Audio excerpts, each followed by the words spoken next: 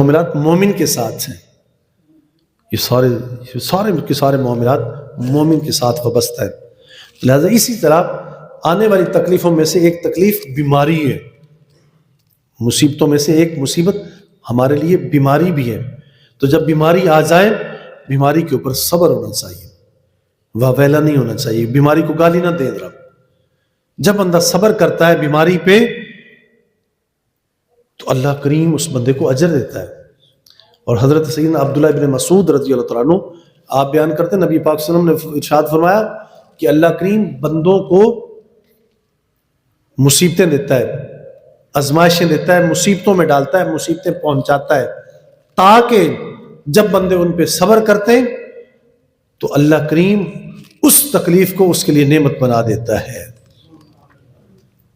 اور جناب سیدنا ابو ہریرہ رضی اللہ تعالیٰ عنہ آپ بیان کرتے ہیں کہ نبی پاک صلی اللہ علیہ وسلم نے ارشاد فرمایا کہ مومن کی مثال لہلہاتی ہوئی فصل کی طرح ہے.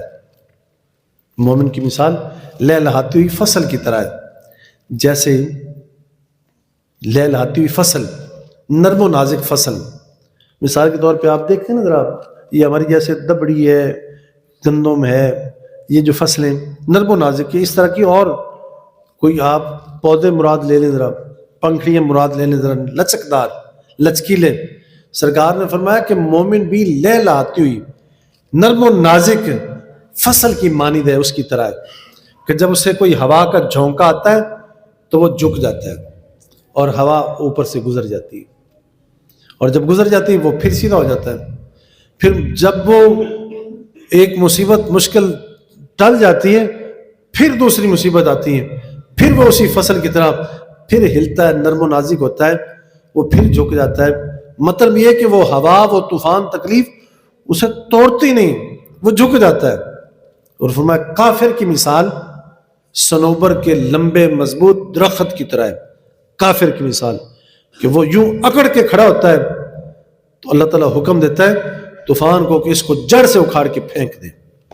جب اسے طوفان آتا ہے تو وہ ہلتا نہیں، اس کے اندر وہ نرمی، وہ شگفتگی نہیں ہوتی. تو جب وہ طوفان چلتا ہے تو وہ ہلتا جلتا تو ہے نہیں، وہ اکڑا رہتا ہے، تو طوفان کی سختی کی وجہ سے اس کو جڑ سے اٹھا کے پھینک دیا جاتا ہے. تو یہ مثال کافر کی. مومن کی مثال اس لہلہاتی فصل کی طرح ہے، اور کافر کی مثال اس مضبوط درخت، اس لمبا قد آور درخت کی طرح ہے. جب تیز ہوا آتی ہے تو وہ اسے اکھاڑ کے پھینک دیتی ہے. تو لہٰذا ہمیں چاہیے کہ بیماریوں پہ ہم صبر کریں اور مالک کی بارگاہ میں شکر بجا لاتے رہیں. مالک کی بارگاہ میں شکر کرتے رہیں. بیماریاں بھی ہمارے لیے ایک راحت اور ایک نعمت کی صورت اختیار کر جاتی ہیں. بیماری کوئی ہمارے لیے بری چیز نہیں ہے. یا یہ نہ کہیں کہ یہ بیماری جو ہے یہ کافروں کے لیے ہونی چاہیے تھی، انہیں آتی، ہمیں کیوں آتی ذرا. تو مالک وہ حکیم ہے، وہ اصلی ہے، اور حقیقی حکیم وہ ہے.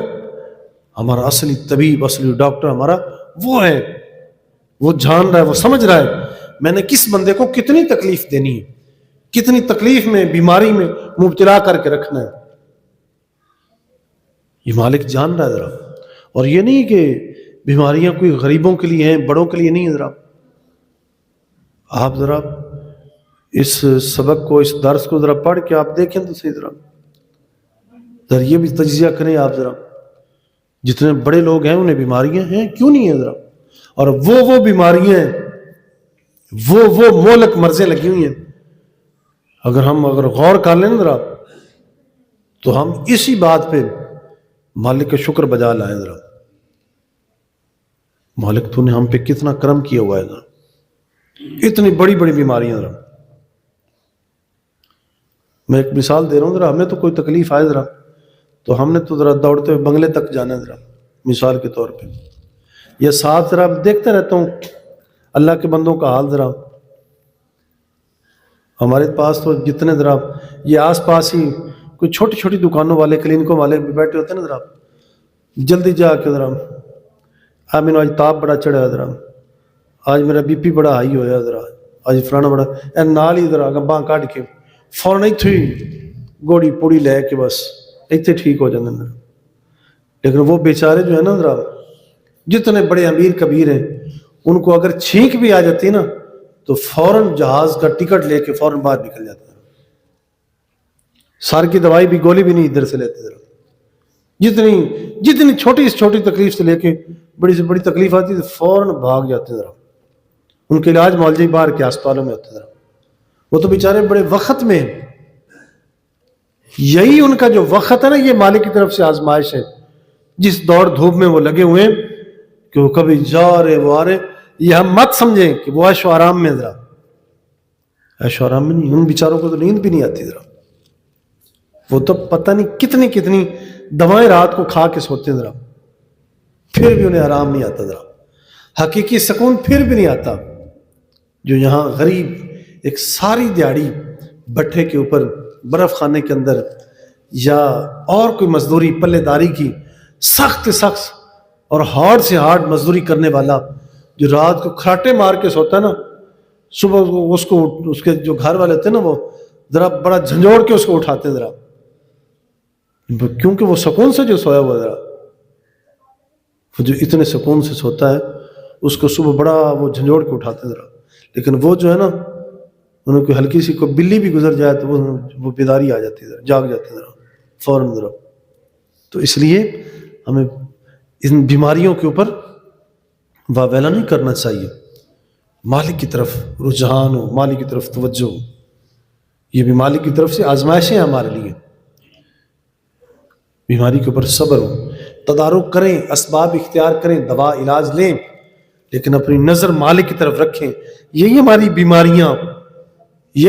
بیماریاں ہی ایک دن ہمارے لیے ہمارے گناہوں کا کفارہ ہوں گی, ہمارے گناہوں کا ازالہ ہوں گی. اللہ تعالیٰ ان کے اوپر بندے کو اجر عطا کرتا ہے. تو اللہ رب العزت ہم سب کو معاف کرے, بیماریوں پہ صبر کی توفیق دے. اللہ کریم ہماری بیماریاں دور کرے, جیسی جتنی ہیں, جس صورت میں بھی کوئی بیماری ہو, تکلیف ہو, اللہ تعالیٰ اسے دور فرمائے. اللہ تعالیٰ پوری ملت اسلامیہ سے تمام بیماریوں کو دور فرمائے, انہیں راحت دے, انہیں نعمتیں دے, اور ان پہ اپنا کرم اور ان پہ اپنا فضل فرمائے. اور اللہ کریم ہماری جو آئی ہیں تکلیفیں ان پہ اللہ کریم ہمیں اجر عظیم عطا کرے.